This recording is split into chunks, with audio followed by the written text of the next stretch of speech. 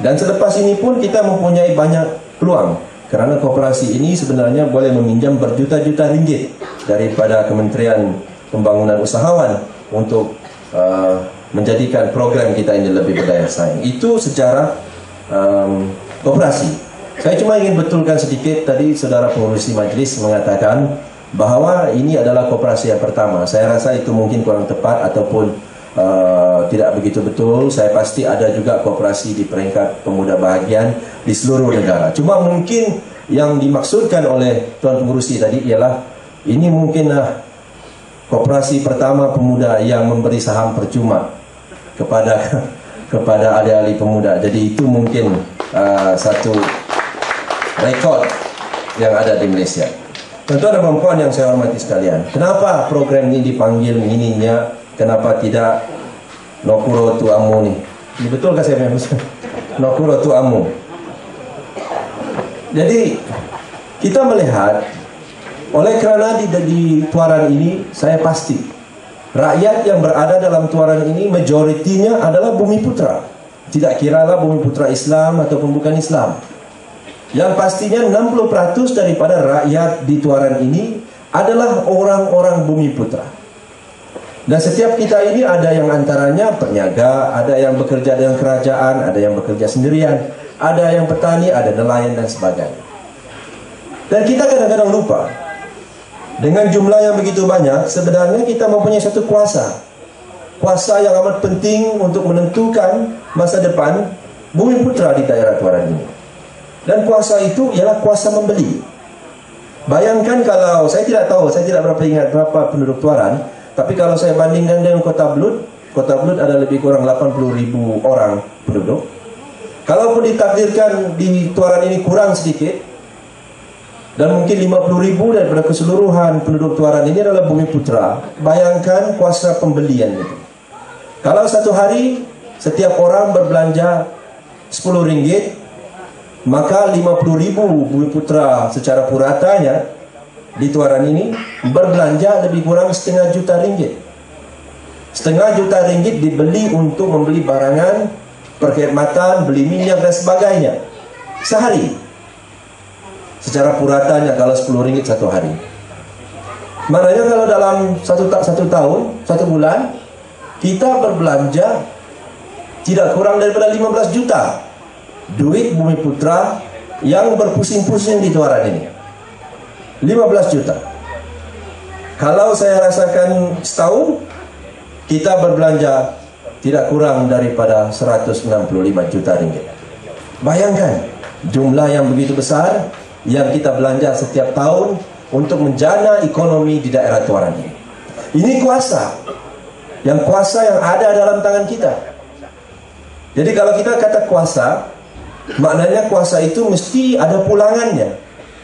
Tetapi malangnya, tuan-tuan dan puan-puan pun tahu, kalau kita berjalan di pekan daerah tuaran, ataupun di Tampaluri, ataupun di Kiulu, nyata sekali penglibatan ahli penjagaan dari kalangan Bumiputra amat menyedihkan sekali.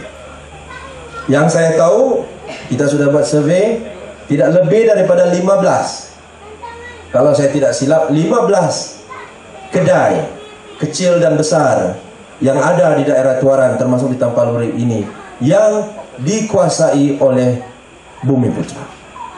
Daripada 15 itu pun saya pasti majoritinya ialah restoran makan orang Islam. Yang selainnya dandanan, andaman dan sebagainya. Runcit saya tidak pernah nampak. Apa maksudnya? Setiap hari kita berbelanja, sama ada kita membeli barangan dapur ataupun keperluan pribadi, duit itu tidak sampai ke tangan orang-orang Bumiputra. Saya ingin menyorot sedikit sejarah kalau dibenarkan oleh tuan-tuan dan puan-puan. Sejarah bagaimana setiap bangsa di dunia ini boleh menjadi satu bangsa yang dihormati, yang mempunyai peradaban ekonomi yang cukup tinggi. Kita boleh belajar daripada bangsa ini. Antara lainnya ialah saya selalu katakan tentang bangsa Yahudi.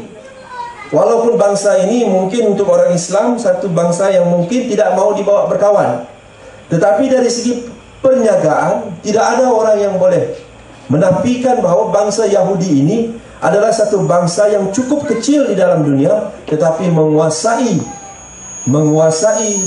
perniagaan, baik perniagaan bank ataupun perniagaan apa sekalipun di dalam dunia ini. Malah ada orang mengatakan orang Yahudi menguasai Rumah Putih di Washington. Maknanya kalau orang Yahudi tidak merestui calon presiden Amerika, presiden itu tidak akan menang dalam pilihan rayanya. Begitu kuatnya bangsa Yahudi. Tetapi kalau kita lihat, itu adalah hasil daripada dedikasi dan juga komitmen orang Yahudi terhadap bangsanya.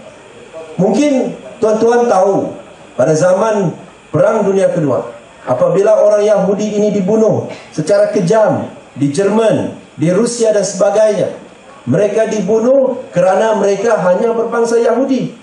Walaupun mereka tidak salah, tetapi kalau mereka hanya berbangsa Yahudi, Jerman pada waktu itu boleh membunuh mereka tanpa soal, tanpa apa-apa.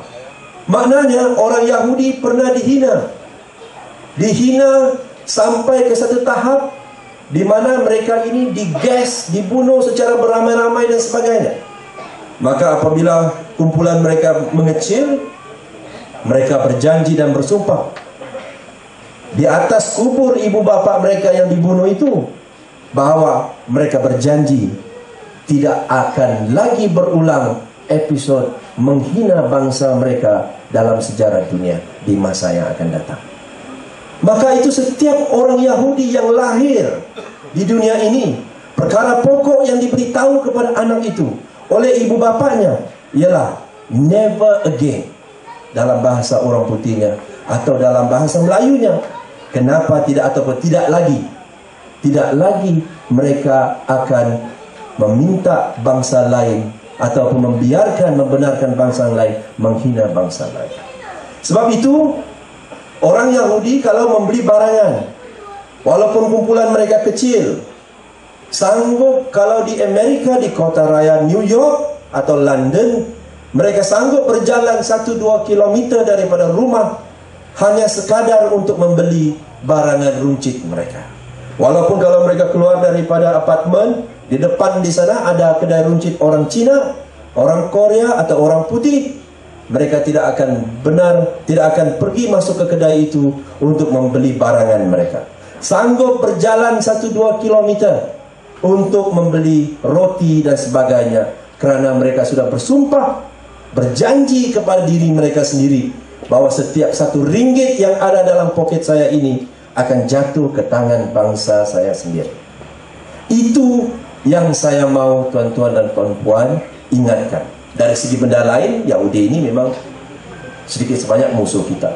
Tetapi itu yang harus itu sebabnya walaupun jumlah mereka begitu kecil di dalam dunia ini, mereka mampu untuk menguasai sektor-sektor yang paling penting dalam ekonomi dunia, termasuk sektor perbankan dan sektor politik yang selalunya menjadi peneraju kepada kuasa besar. Begitu juga itu bangsa Yahudi. Itu bangsa Yahudi, bangsa Cina. Tahun 1800, 1700 di tanah besar Cina berlaku pembunuhan, berlaku peperangan saudara, berlaku kemiskinan, kebuluran yang begitu teruk sekali.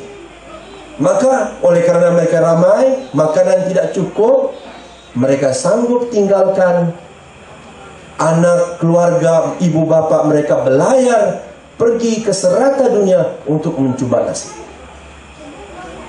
Dan itu sebabnya ada mereka yang sampai di Malaysia dan juga di negara-negara yang lain. Tetapi sebenarnya orang Cina juga ada perkara yang boleh kita pelajari, yaitu kekuatan jaringan network antara mereka. Dan saya bercakap ini bukan untuk berbau perkauman. Saya kenal kawan saya ada di sini juga, saudara Edi. Tapi saudara Edi dia faham. Pada saya orang Cina tidak patut marah kalau ada Bumi Putra membantu Bumi Putra, kerana akhirnya nanti Bumi Putra ini apabila berjaya akan menjadi pelanggan kepada orang-orang Cina juga.